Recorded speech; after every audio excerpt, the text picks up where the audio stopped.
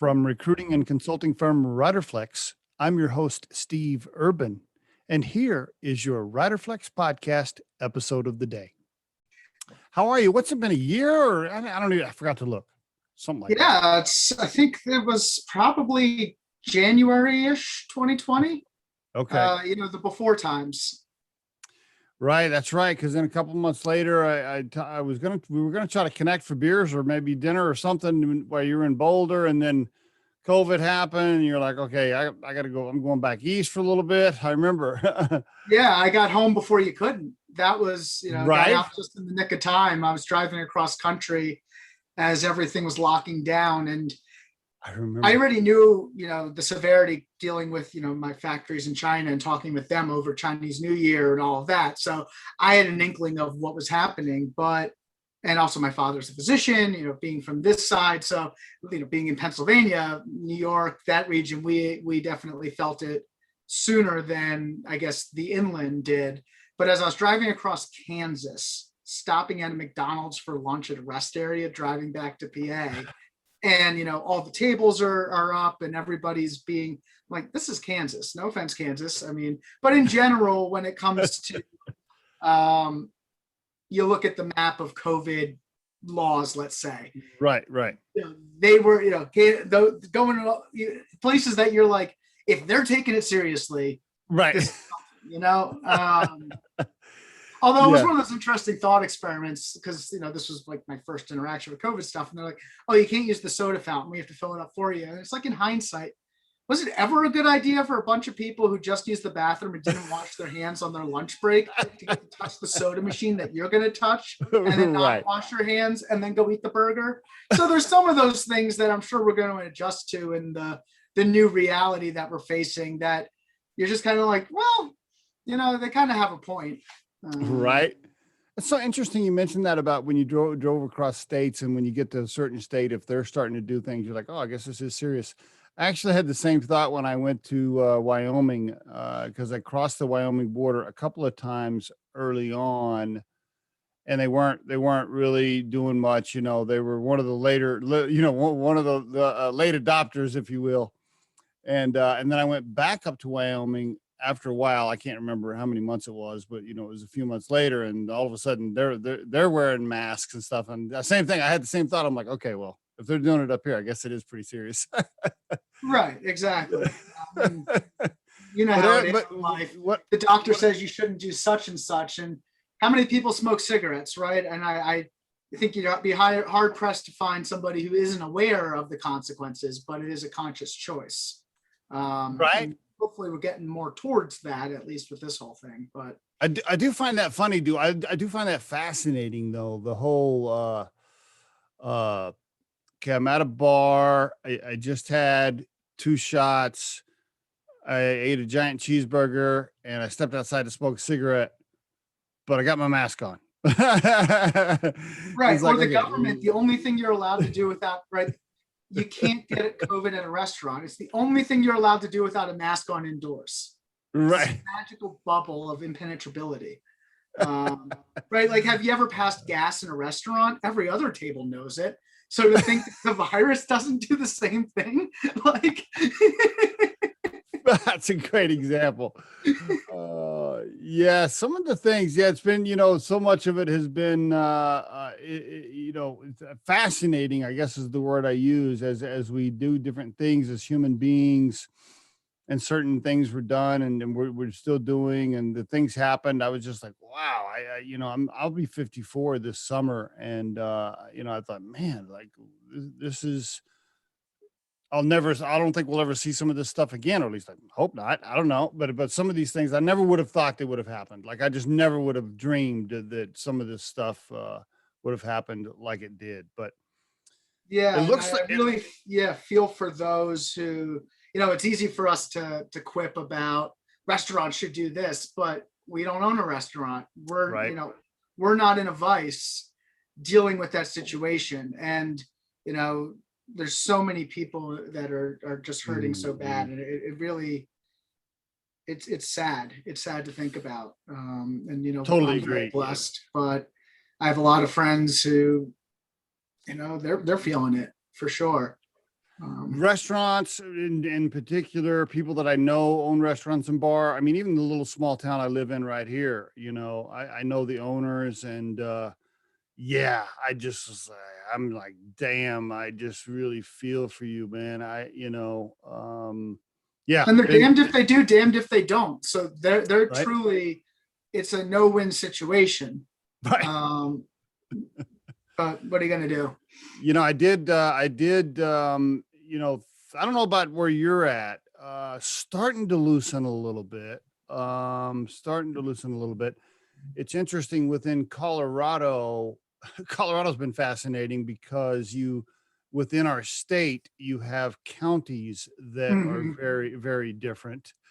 And the county I happen to live in is a red county, and so they, the whole time they're like, we're not doing that, we're not doing this. Anyway, my point of that story was going to be, I went to the tavern. There's a little tavern that I like to go to sometimes on a Friday or whatever, and have a couple of beers. It's like 4 blocks from my house.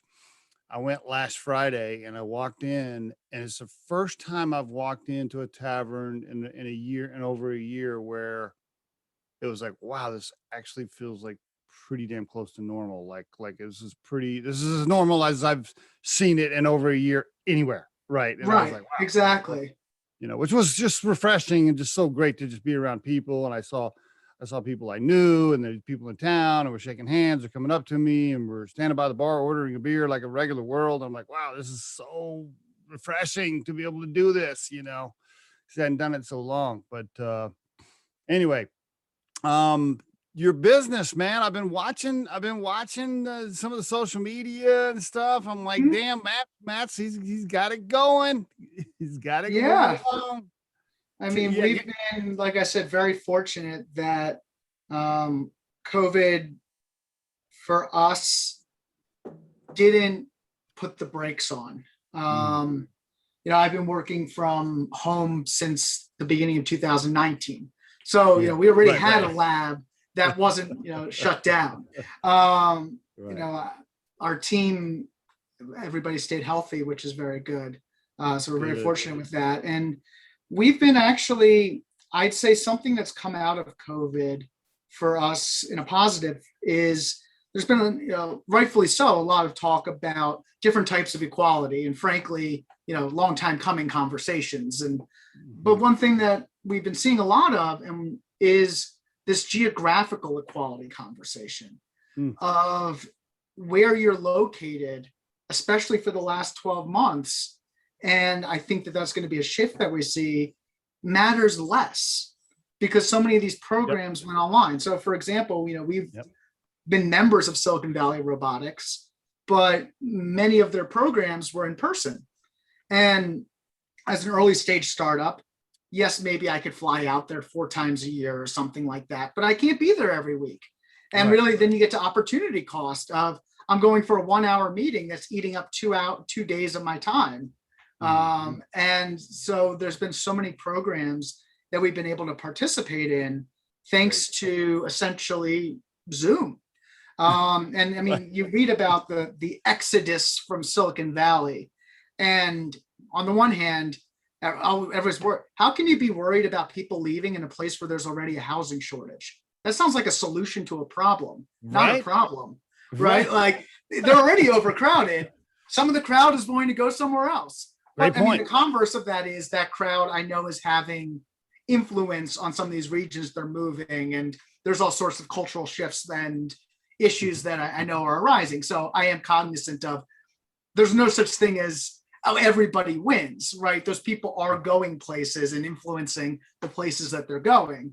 But I think that the notion of, oh, maybe 3 days in the office, 2 days virtual, you don't have to live in town where you work, will continue. Agreed. Allowing programs and pitches and meetings and get-togethers to be on Zoom that used to not be, and really, benefit, especially startups like us. Like, if you're a massive PwC and one person's job is to go to every meeting in California, and a second person's job is to go to every meeting in Colorado, and a third person's job, right? Like, you have that infrastructure, great. But when you're, 3-4 people trying to make it happen on a small budget, without Zoom, we'd have to pick and choose a lot more. So that's been really good. I love the fact that the company's opening up to remote, not only with courses, classes, programs, work in general. We've been like Riderflex has been remote since the beginning. Like we used Zoom before Zoom was cool, Right. And, but I love the fact that there's so many things, and not to go down a rabbit hole here on remote stuff, but I just think it's a huge benefit in so many different areas. The talent pool when you're recruiting for your company, you're recruiting not just nationally, you're recruiting globally for Exactly. talent. It's like that notion in Good to Great where he goes, you gotta have the right people on the bus. First who, then what. With remote work, it's first who, then where. Right? You don't worry about where. It goes back to first find who. Whereas if you're hyper focused on the water cooler and having everybody stand around it, it's first where, then who. I totally agree. There are arguments that, sure, I know for me, I live by myself. In the house by myself. Like the highlight of my day is to go pick up packages at our office and say hi to somebody, or like go to the supermarket and talk to a cashier to have human contact without a 30 millisecond delay. But like at the same time, I think so. The social animal in me wants that water cooler conversation, that shooting a little bit of it, right? Yeah. And when you're on Zoom, right, I've noticed people who are never late are late for Zoom meetings because we all pack our schedules so much, right, that the meeting ends and you have 12 seconds to bio break and get more water and then go right back at it. So in essence, Zoom fatigue, I don't know if it's fatigue from the Zoom as, coupled with, well, you don't have 10 minutes between classes because the instructor is like, oh, we'll go to 59. Next instructor says, oh, everybody should be here. Let's start. Right. Like it's all just, I have purposely, so I block my calendar now. I'll have certain 30-minute, 15-minute or an hour, even for me, like, so between 11:30 and 12:30 Mountain Time every day, like you can't get me. That's I eat my lunch, I walk my dog, I go around the block, I go to pick up a package, whatever, like I get away from my desk for a little bit. If you don't block your time, especially in the Zoom world, you're right. It's back to back to back. And you can't even go to the restroom. You're like trying to run to the restroom real quick, get some water, get a cup of coffee, boom, you're back. Yeah, it's fatigue. You got to be careful how that works. It is interesting. It is interesting that you missed the people piece a little bit, right? You do miss the water cooler conversation. But it almost it has forced me to become more engaged with my neighborhood. I notice I talk to my neighbors that I live close to more when I see them outside. If I'm stepping out on my back porch with a cup of coffee and I see my neighbor and he's in his backyard, I'm like, hey, what's going on, Grant? How you doing? Like, I never used to do that before. Like we never had. Oh, for sure. You appreciate, the meaningless, and I mean it as just a statement, not that they didn't have meaning, but the anecdotal, the UPS guy giving you a package is the highlight, right? Where it's like, hey, how you doing? Those little things that we all took for granted before. I do also think it's huge. And I know we're going down, we've spent time on this remote thing, just what it does for the planet and the highways and the traffic and the pollution and all of that. I mean, it truly frees up the highways for the people that actually do need to drive, like for the electrician that actually does need to get on the road and go somewhere, right? Exactly. Not to mention the carbon dip. All of that, it is good in a lot of ways. I do think we will look back. In fact, I think me and you may have talked about this on the first time you were on the show. I do think we will look back on society and say to ourselves, like, holy shit, like we used to make human beings drive an hour so that they could go into a giant building and open a laptop and sit at a cubicle. Like we actually used to do that. Like, why did we do that? I think that's going to be a conversation. Yeah. I mean, I don't know if we talked about that other than I've always walked to work. So for me, I've thus far basically avoided, other than like going to River Guide, which I drive up on Friday and drive home on Sunday because I camp out. Like, yeah, I walked to work when I was a professor. I walked to work as a grad student. You know, I walked out of my bedroom into this room to do building robots. And I living here in the Lehigh Valley, we're about an hour and a half without traffic to Manhattan. Okay. And there's a large population who take the bus or drive every day to New York City to work. And they got rid of our train. I don't know, 30 years ago, 40 years ago was the last time trains ran to Bethlehem. Yeah. They're talking about the new proposal, putting in light rail again, because it's literally straight down 78. It's a straight shot down a highway to Manhattan. And we'll see. But yeah, the commuting is insane. It's insane. Yeah, it's insane. Tell me, let's get an update on Flex. First of all, everything you're doing online is great. So I love the marketing and the news and the things I'm seeing, but tell the listeners what's happening. Like, what's the latest and kind of how things are going. So for those of you who don't know, I'm founder, CEO of FLX Solutions. We're an early stage robotics company solving real world problems with cutting edge robotics. But really boiling that down, we've been focusing in on the infrastructure and more specifically, construction, maintenance, and inspection. So you have all these workers out there who need to, you just bought a building and you need to map inside the ceiling to plan your renovations, or you need to update the building envelope and seal it, and you don't want to get out on a ladder. All these places that you know exactly what you need to do, but there's no good way to do it safely and easily and practically. And so we're looking at using snake-like robotics, and we invented this robot called this FlexBot that's 1 inch in diameter, which is really close to at least 3 times smaller than anything else that's out there, which allows you to get that notion of shove it in that hole that you really don't want to stick your hand in, but then be able to actually map it, inspect it, and then put a tool on the end and actually accomplish a task. So we've been going out and getting a lot of traction in the construction space. Good. With companies that, industry leaders, some of the biggest companies in the construction space, architecture space, and they all feel the problem firsthand that many years ago when I was a property manager doing these renovations, I felt too. I'm like, this sucks. There's got to be a better way. And you look at robotics in general, this isn't a problem I'm willing to spend 60 grand on. I'm going to spend 60 grand on a tool. It's going to be a nice new truck, not this little thing. And that's where most robots are. But looking at driving that price down to where it's actually affordable to put one of these in every work truck. So we're looking at taking a few of our FlexBot links that all have cameras and can extend and move like a snake. And you can actually kind of hold it like you would, if you were going to roll paint on a wall or something, right? So hold that handle, but shove it up in the ceiling, shove it behind your fridge, or you need to get up there. Why get a ladder? Stand on the ground and have an extending pole and actually be able to do things from ground inside, not on scaffolding. Because a lot of workplace, actually like 1 in 5 workplace accidents happen at heights.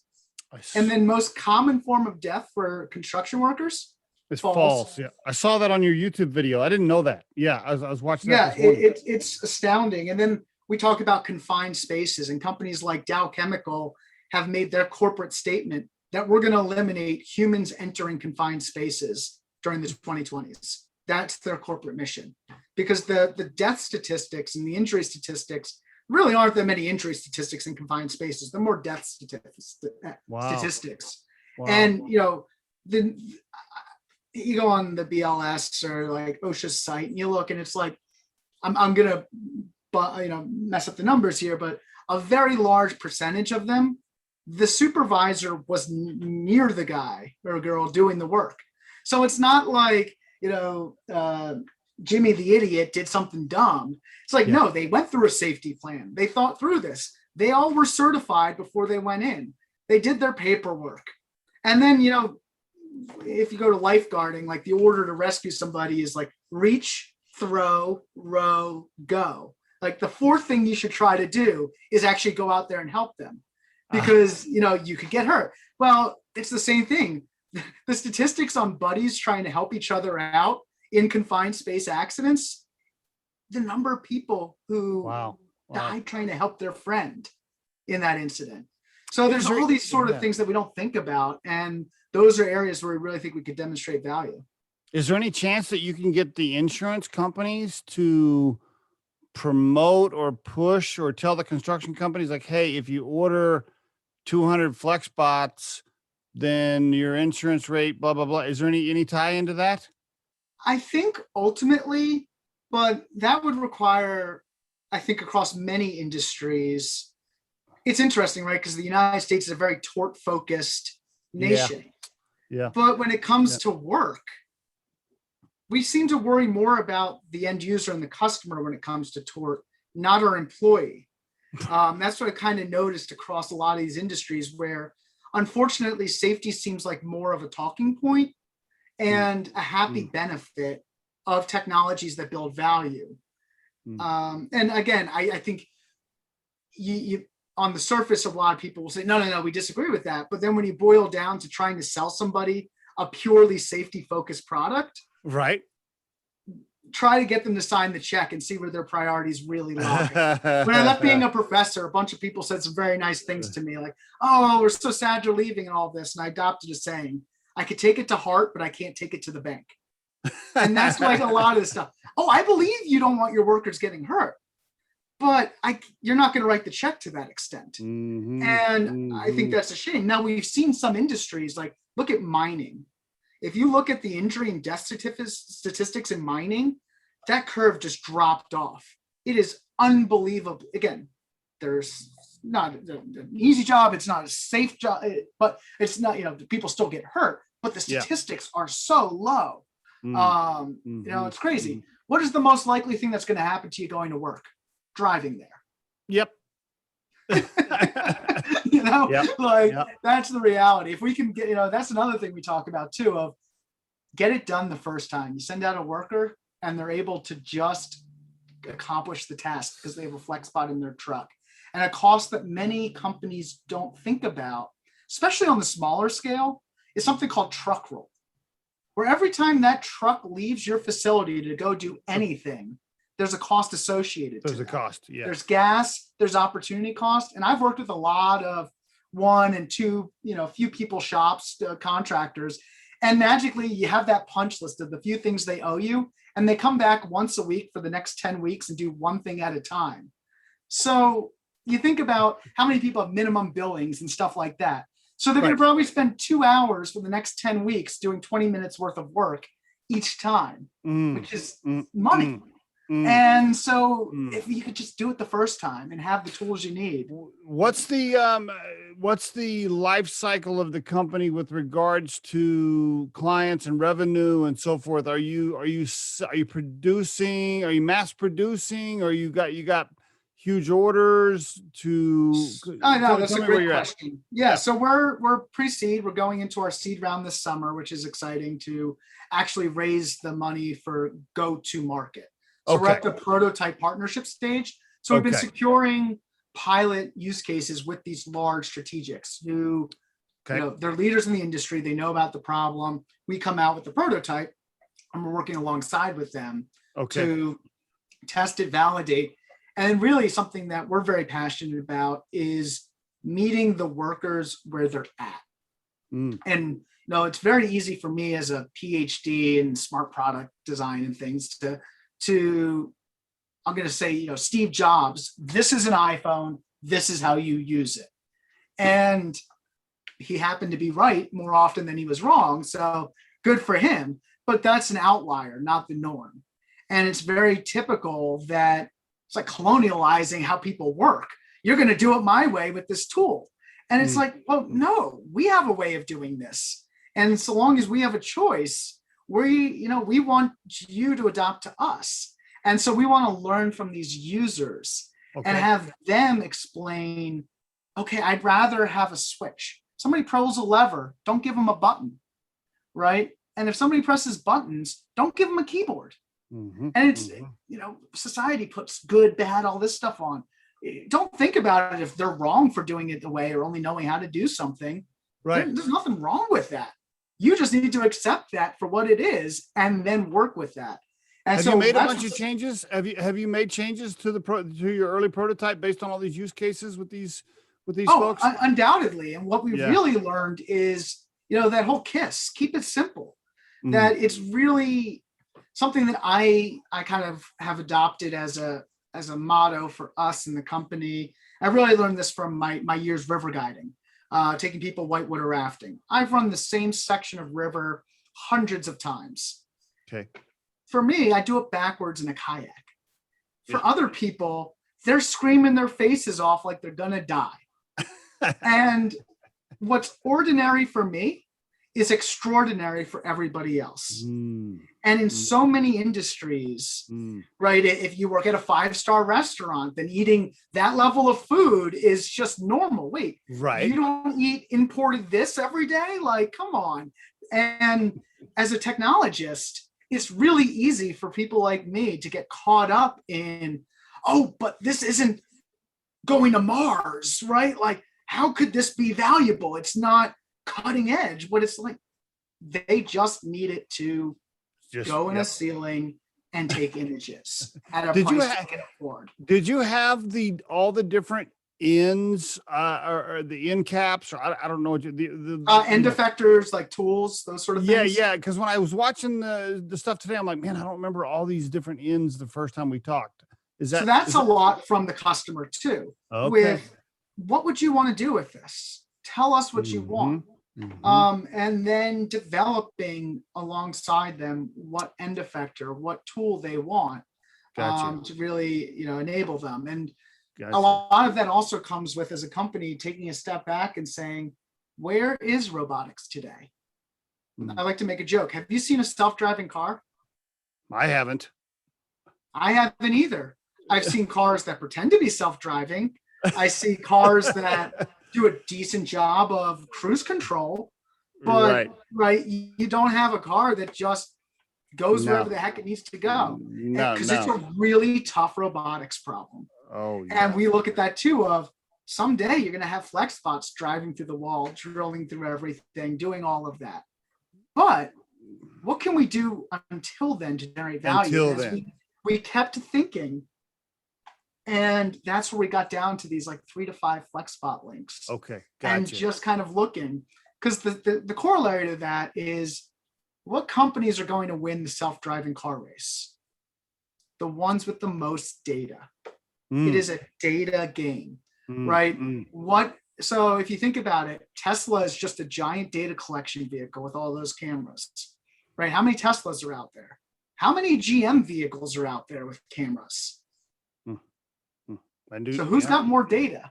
Yeah. Right. And so they with the data, and that's the same thing of how many people have been mapping inside of walls, inside of pipes. Not that many, but with flex spots going out there, initially with the worker kind of working with it, we start collecting that data that we need to create autonomy and semi-autonomy. But also you're able to look at big data problems. Can the customers start getting insights of, we own 10,000 apartment complexes, and now we've looked at enough bathroom ceilings to know when there's a leak without even going inside, right? So starting to look at those big data insights. And then the next tier on that is, as a company like Flex, when we have enough flex spots out in an industry, can we start looking, anonymized user data, but aggregating that into large insights? Like, let's say in agriculture, you have enough of these out there in silos. We can actually maybe garner what things are going to happen, stuff like that. So really looking at the power of data. I never thought of it. I never thought of your tool as a data collection like that. Are you gonna set it up so that if a construction company buys 20 of them and they're recording data, what does that relationship look like? Are you like, hey guys, when that data comes back to your servers, we want to get a copy of it, or we want to, how are you going to do that? Yeah. That's a great question, and still work in progress. Really collaborating, but I think we can draw a lot from the cell phone market. And you look at Google, right? Okay. So take Google. Okay. How many of us use Gmail for free?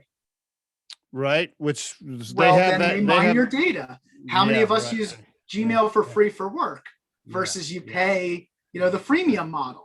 You don't want your data harvested. Okay. Pay So long as it's, I think, in terms of equality and equity, you can't make it, you must sign $1 million contract to be able to do this. No, but freedom isn't free. There's no such thing as a free lunch here, right? Like the internet is based around data sales. Yes. That's what enables the internet we know and love. And as a society, we need to come to grips with, well, how much are you willing to, and that there was a great, what was I listening to? Maybe it was Marketplace yesterday. Was talking about the new Apple keynotes. And so on the 20th episode of the Marketplace, the 6 o'clock show, they were talking about with Apple's new keynote yesterday, that starting with their new version of iOS mobile, and I'm an Android user, but this is just something I heard from yesterday, that you have to by default opt in to tracking. Right now, we live in a society of opting out. But Apple just made, which if you think about it, Apple just said, which fundamentally I do agree with the school of thought that Apple is a luxury brand. And if you think about it as a luxury brand, it makes sense, the economics and all. And so, okay, people are willing to pay a premium for an Apple product in a way that we don't have to monetize the data. It's like Arapahoe Basin in Colorado saying, we're going to sell less season passes because everybody loves a basin, because you go and you park at the beach, you hike the North Pole, that's a basin. And it's worth it to them to maybe lose a little bit of revenue here, but to have a better experience. And that it's interesting to see how data is being, thought of in those ways. Yeah, I never thought of that for your tool. I will tell you this, bringing it down to 1,000 feet. I thought about you this morning because in the basement where my office is, there's a restroom. And every time my wife now recently, when she takes a shower upstairs, I hear what I think is a slow drip. And I'm like, oh shit. Okay. I'm pretty sure there's a leak up there. And I was like, if I had a FlexBot, I could just exactly catch it before, preventative maintenance, or as we like to joke, it's kind of like laparoscopic surgery. It's not that they don't cut a hole, it's that they just cut a hole in a better place, right? Like, maybe we could do it from the closet in your bathroom in. Oh, we have a huge thunderstorm coming in. It's going to be exciting. Oh, you might get some sound effects for the podcast. That'd be all right. So the you raising cash to go to market, which means that cash is going to be used for mass production / marketing / sales support. I don't know. I guess all of it a little bit, huh? Yeah. So I'd say there's kind of the three main buckets. One is, my specialty is mechatronics, the mechanical, electrical, computer. Like a car is a mechatronic system. Okay. The motors talk to the circuits, talk to the software, right? And it's like this smart device, essentially, right? Just how a robot, I am a mechatronics person. I figure out how to build the hardware, how to make the motor spin, how to get the sensors to go. So you have the physical bot itself. Mm-hmm. And so we need to deal with, okay, well, how do you make 10,000 of these a month? Right. How do we right? So you have the design for manufacture, the design for assembly. And so part of the raise goes to that. A second part is robotics. And I find a lot of people get confused about what robotics is. And I've talked to a lot of prospective engineering students back in my Lehigh days as a faculty member about, I want to build robots, so I'm going to become a roboticist. And again, I'm not a roboticist, but I build robots because the mechatronics people build the robot. The roboticists are the mathematicians, the algorithms, perception, computer vision. How does Google Maps, I want to go from my house to your house. How does it know what directions to do? How does it know what a street sign is? How do you do these path plannings, obstacle avoidance? That is the field of robotics. And roboticists are these brilliant mathematicians, for lack of a better word, and computer scientists who can write these algorithms that take video feeds from cameras and stitch them together and know what a hot dog is versus a not hot dog, or things like that. So then we need to have talent in robotics, computer vision, sensors, that sort of thing. Talent in the mechatronics, and talent can both be in-house, but also looking at, there's firms that specialize in these, And then the tertiary thing is sales, marketing, Yep. biz dev, which is equally as important, if not more important, because as much as I love being an engineer, I love being a CEO of a company that even more. And so there's are you enjoying being the CEO as it grows and just dealing with, I mean, cause you're still, I guess, technically pre-revenue, right? So, but you are having to deal with the ins and outs of building a startup, which goes way beyond you just building the robot. Yes, exactly. I'm very excited to pass the build the robot hat. Gotcha. To the next team, bring you on a head of engineering. Frankly, excuse me, people who specialize in, I'm pretty good at a lot of things and I can pick it up, but a lot of times I'm reading like a data sheet about things and like, oh, my electrical engineer, oh, he's doing great. You Google this stuff. I'm like, but I have to Google what the chapter heading is before I can read the stuff. And so if you at least know the chapter headings, then the information in the middle makes a little bit more sense, right? So there's a lot of things I find myself, in that field. And I guess I love doing things like this, talking to customers, networking, what about raising the cash? Do you like are you going to enjoy talking to VC or whatever? I do enjoy it. I really do. I think it's a very fascinating exercise because you have the full spectrum of VCs. And I think everybody will agree with me. Sometimes you're talking to a VC and you're like, how did you get to be this VC? And other times you're talking to a VC and their mind is just incredible to listen to. It's so true. You're absolutely I mean, that's true right. for people in general, but I classify billionaires that way. Anytime I've met billionaires, I have, one of those two thoughts. Either I'm like, wow, this guy is extremely intelligent and fascinating, or I'm like, how'd you get here? Somebody did invent the pet rock and become a billion, but they're an outlier, not the norm. So you enjoy that though, the raising the cash, the pitches, you're going to enjoy that. I love pitching. Pitching is one, public speaking, pitching, all of that. And I'm so fortunate to have put together, since we last spoke, I brought on Jill. That was like the first team member. I remember, right? She just was starting beginning of 2020. Right. And then since then, Jason and Mark have come on and they each have 20 plus years experience. Jason's our head of strategy. Mark is our head of product. And then Jill has done operations all over. And so I now have a mentorship team with me. And so it makes it really, what I was really frustrating when I was first CEOing, just business focused, was I had no metrics to measure my efforts on, right? I was pounding the pavement without any results. And I had nobody telling me whether or not I was even pounding the right sidewalk. Right? Was I doing the right thing? The only thing I knew how to do was reach out to people, apply to things, and just spend hours a day at it. And I had and because we weren't getting success and it was just me, I had nothing to base those efforts on. Whereas now, Jason has taken a startup from founding CEO to ring the New York Stock Exchange bell. He knows about raising venture capital.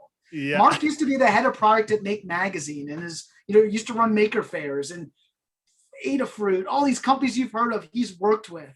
Great job on signing them. Great job on signing major and talent. So it's nice to have that guidance. Oh, super great job in surrounding yourself with talent like that early on when you probably, I'm just going to take a guess here and say that you probably had to sign them for less than their current market value, meaning they probably could go work somewhere else and make a lot more right now, but you sold them on the vision, they see the value, they see the upside, and you're like, come on, man, come with me. This is going to be good.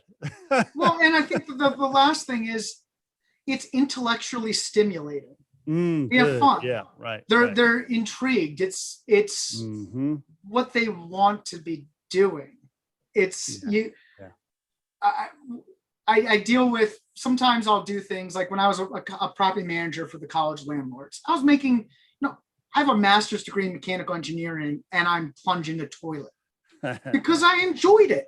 I liked fixing houses, right? That was the only way you were going to be able to pay me what you were paying me and have me do that, is because I was having fun. As soon as it wasn't fun anymore, it was like, well, I can spend my time any other way and I'm going to make more money at least. Right.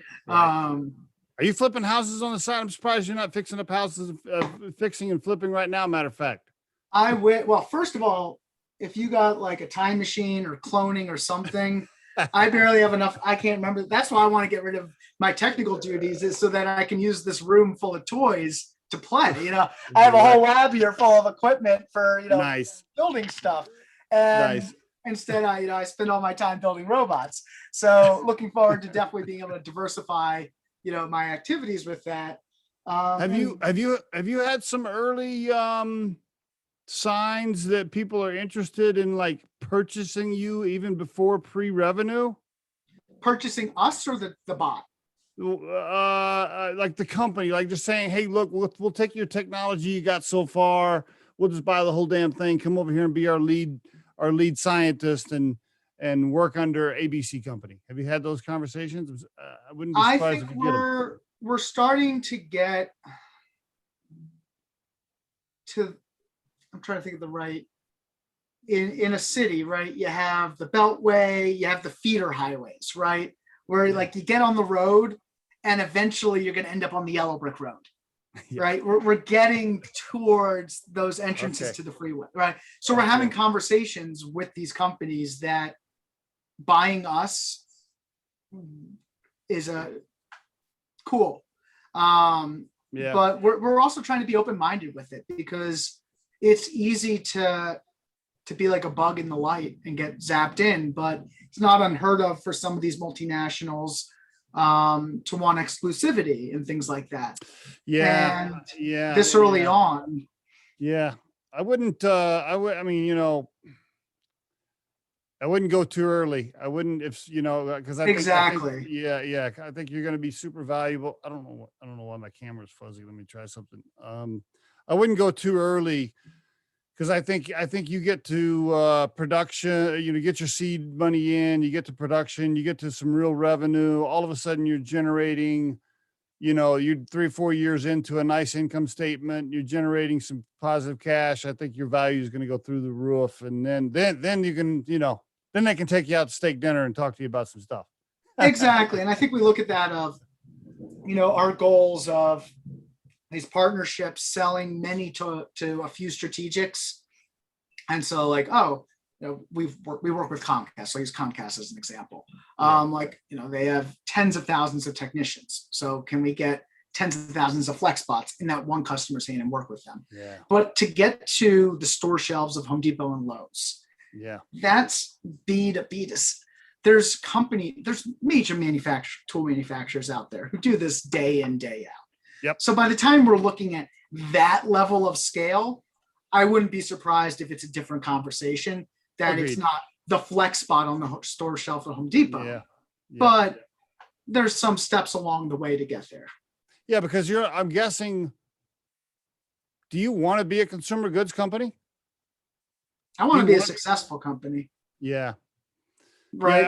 Again, back to that whole letting the customer and market dictate it. I don't, you ask me what my appetite is for. I think there's a lot of expertise that an organization has to have to be a successful consumer goods company. Mm-hmm. And especially in deep tech, where like you look at DJI with their drones and things, mm-hmm. While they're so ubiquitous throughout, I still wouldn't consider them a consumer goods company. It's still early adopters and mm-hmm. people in the industry.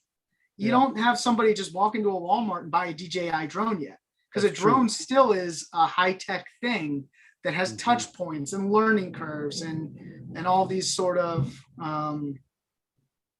codes and standards and things around. So I think it'll be interesting to see, iRobot, Roomba is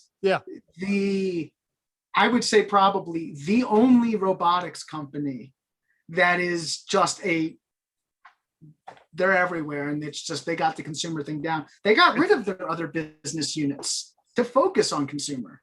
It's the only company I recognize as like, oh, you go on Amazon and you can buy this robot as a consumer. Like that's like, I don't even recognize. I couldn't even name another one, quite honestly. Right. There's toys. There's companies like Sphero, Misty, those out there, which they did well, but then they only got so far, and there's still barriers to cross. Yeah. But how far are we? How long is it? So I'm 54. Am I going to get to see the little robot that like puts the laundry in and like does the dishes and takes the trash out? Am I going to have one of those in my house, do you think, before I'm dead? I don't know. Probably not, huh?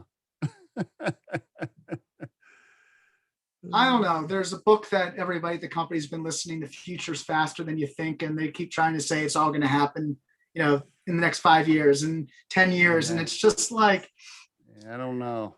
I mean, maybe when you're in the home and getting your diapers changed, there'll be a robot doing that for you. But I don't know if you're going to have a catch in your meaningful days with one anytime soon. Yeah, yeah. I know. I mean, you listen to Elon Musk, and you're like, oh wow, this is going to go super fast, and then another year goes by, and I'm like, okay, well, I still can't even like talking to my Android every time, and it gets it right like every single time. I don't know. I still think we got a ways to go. Well, it's that conundrum. Nobody wants to hear the truth about anything. How long is this, right? At Disney World, how long is the line? Do you actually want to know how long the line is? You're not asking how long the line is. You're asking, like, do I really feel like waiting for this? Right. Is it worth it? Right? Like those sort of questions. And when's this going to be done? Well, if it was easy, it'd be done already. It'd be done already. We're an early stage robotics company. If the whole thing was done and we had a bunch of customers, we wouldn't be an early stage robotics company anymore. Oh man.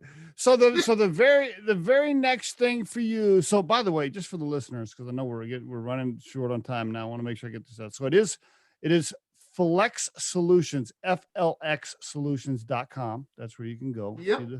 See all about the company and all about Matt. And plus you can look up Matthew Bilsky on LinkedIn. I'm sure he wants a bunch of like spam LinkedIn messages to try to sell him additional stuff, right? You want a bunch of he set my first test to figure all that out. Yeah, but you can go on. Plus there's some cool stuff on YouTube. Matt Bilsky, youtube.com/Matt Bilsky is my personal channel with cool projects. Cool. And then Flex all of our social stuff, primarily focused on LinkedIn and our website. And we're gonna have some exciting videos and stuff coming up soon. And we also have a newsletter there. And if you search Flex Solutions on YouTube and don't mind subscribing, we're trying to get that count up so that we can have Flex Solutions as our YouTube page. So anybody out there, you don't mind, go to YouTube, search Flex Solutions, and hit that subscribe. I promise we won't spam you with anything but cool robots. Very cool.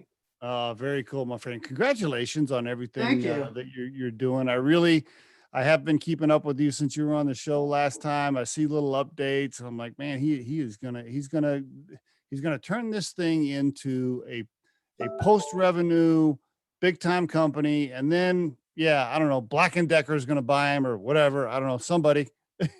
And then he's going to take a year or two off. He's going to do river rafting and camping, and you see the world a little bit. And then he's going to come back and he's going to be like, what the hell am I going to do now? I'm going to build something else. That's what I see from Matt. I see it, but I'll tell you, like, everybody's like, oh, so you'll know better for the next time. I don't know how these serial entrepreneurs actually do it twice. Amen, brother. I hear you. I'm looking forward. I could be retired. Everybody's like, oh, retired, you're going to get bored. I'm like, no. Retired just means I don't have deadlines anymore. Time is no longer a constraint. Right. And that's like, I love building this stuff. I hate the fact that it needs to be done yesterday. That's the problem. That's the problem. Next time, are you coming to Colorado this summer at all? Well, depends on if everybody wears their mask and gets their shot. Right. Okay. Well, if you do come, I mean, if you come out, because I know you're a mountain guy, I know you're an active guy. So am I. We're great to connect. And For hang out a sure. little bit, go on a little mountain trip. I'd love it. I'd love it. Sounds great. Really appreciate it, Steve. Matt, thanks a lot for being on the show. I appreciate it. Same here. Take care. Stay safe. If you think today's tip or guest interview can help someone you know, please share this with them. If you've enjoyed today's episode, please subscribe to our channel and hit the like button. The Riderflex podcast features entrepreneurs, business executives, and the stories behind how they got there, as well as daily tips on career advice and job interviewing. You can visit riderflex.com to learn more about us and get information and pricing on the recruiting and consulting services we provide. Thanks so much for listening and have a great day.